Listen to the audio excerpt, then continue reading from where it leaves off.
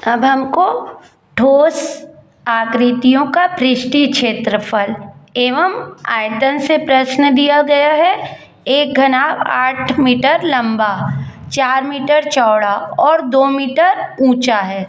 घनाभ के आकाशीय विकर्ण की लंबाई ज्ञात कीजिए। यह प्रश्न पूछा गया था छत्तीसगढ़ बोर्ड में 2017 के सेट सी में। तो हमको घन और घनाभ में अंतर पता होना चाहिए। पहले तो घन क्या होता है? जिसकी लंबाई, चौड़ाई और ऊंचाई एक समान होती है, जबकि घनाभ में तीनों अलग अलग हो सकते हैं ना। तो यहाँ पर हम एक घनाभ बना लेते हैं। तो ये एक घनाभ है हमारा,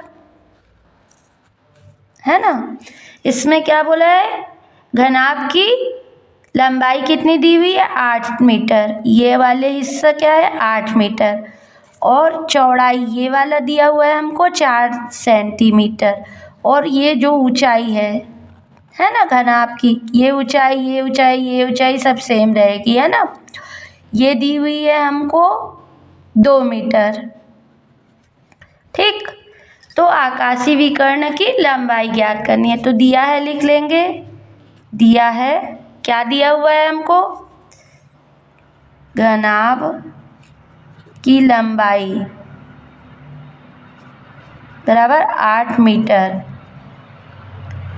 चौड़ाई बराबर 4 मीटर, ठीक है। और ऊंचाई बराबर दिया हुआ है हमको 2 मीटर, ठीक है।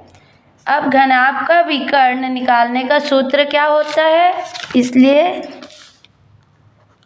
घनाभ का आकाशीय विकर्ण की लंबाई का सूत्र होता है √ लंबाई का वर्ग धन चौड़ाई का वर्ग धन ऊंचाई का वर्ग, ठीक है। तो इस पे हम मान रख देंगे। तो लंबाई क्या थी हमारी? लंबाई थी 8, चौड़ाई 4 और 2। तो लंबाई क्या थी? 8 मीटर का वर्ग। चौड़ाई क्या है? 4 का वर्ग। और ऊंचाई क्या थी? 2 का वर्ग, ठीक है।